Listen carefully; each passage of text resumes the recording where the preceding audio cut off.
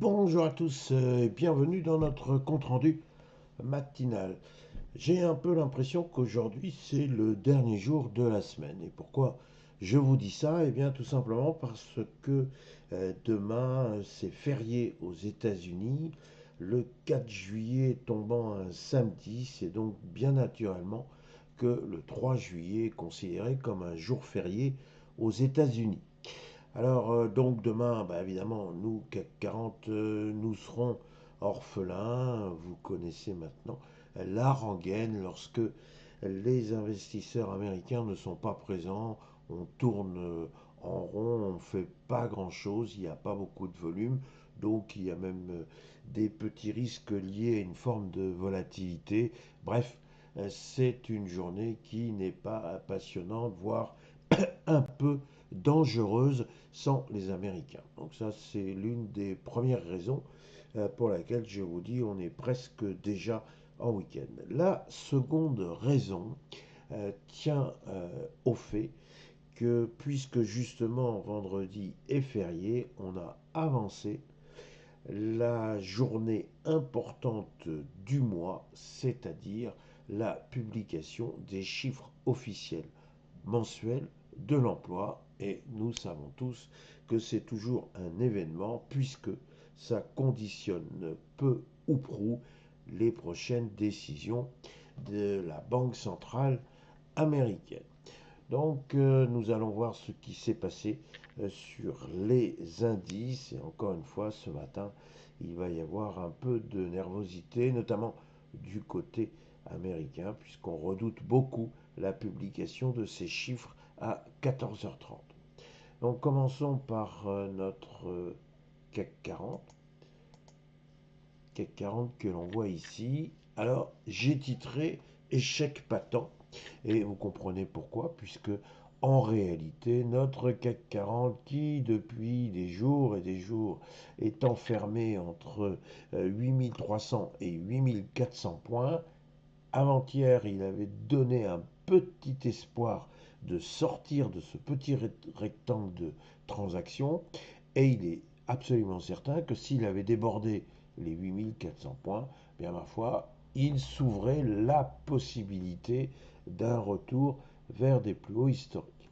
Alors cet espoir a été balayé hier. Le CAC 40 a très franchement reculé, moins 0,79%, et il est plus proche des 8300 points que des 8400 points.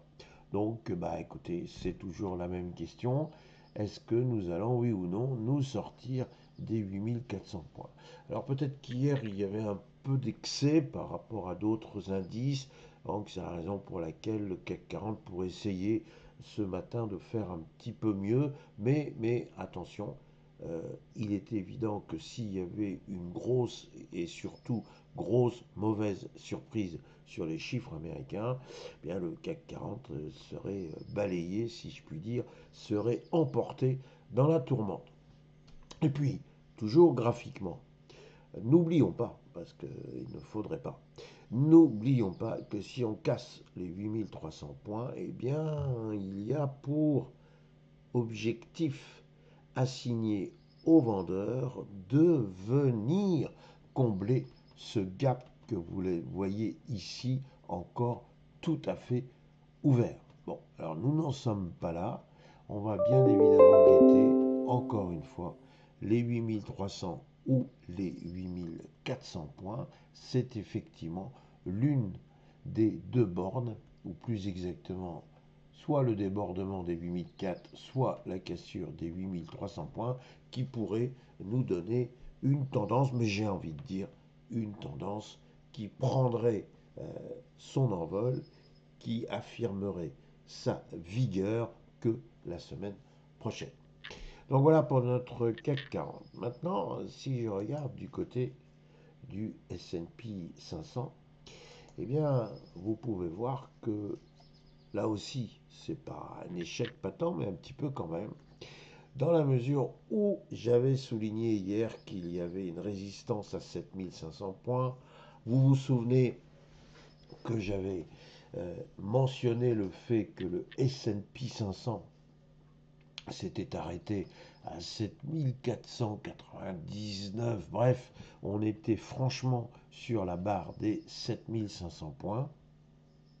Mais, mais il y a eu effectivement un recul par rapport à cette résistance, ce qui montre qu'effectivement cette résistance est une vraie résistance et qu'il faut donc s'en méfier. D'ailleurs, vous pouvez voir que la séance est synthétisée par une petite bougie pratiquement sans corps avec des mèches inférieures et supérieures relativement égales, et donc effectivement c'est la démonstration d'une grande hésitation.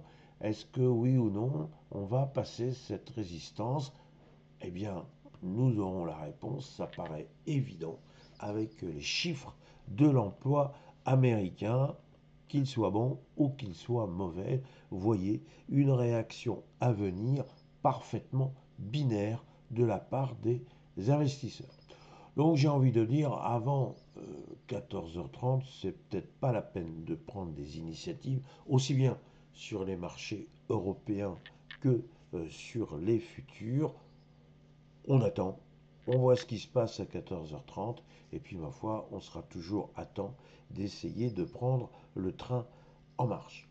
Je n'aurais pas tout à fait fini mon commentaire avec le S&P 500 si j'oubliais ce que Monsieur Kevin Warsh, vous savez, le nouveau gouverneur de la Fed, a dit hier au Portugal avec ses homologues, euh, donc les autres responsables des banques centrales du monde.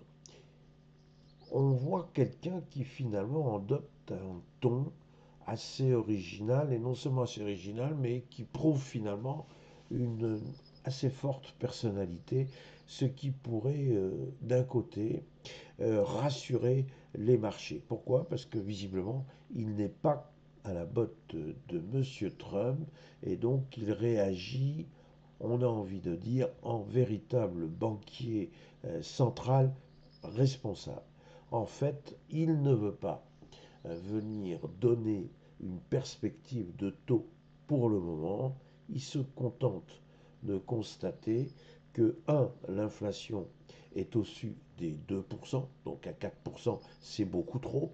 Sous-entendu, il faut continuer de lutter contre l'inflation aux États-Unis, et donc résister aux sirènes, et vous voyez à la grosse sirène à laquelle je pense, qui aimerait bien que l'on baisse les taux. Eh bien, M. Kevin Warsh semble dire non, si l'inflation se maintient dans la zone des 4%, il n'y aura pas de baisse des taux. Mais il ne veut pas prendre d'engagement, et en ceci, il est assez malin, il est assez prudent sur la forme. Certes, il laisse les marchés un peu sur leur faim, mais il veut montrer qu'il veut parfaitement maîtriser la situation.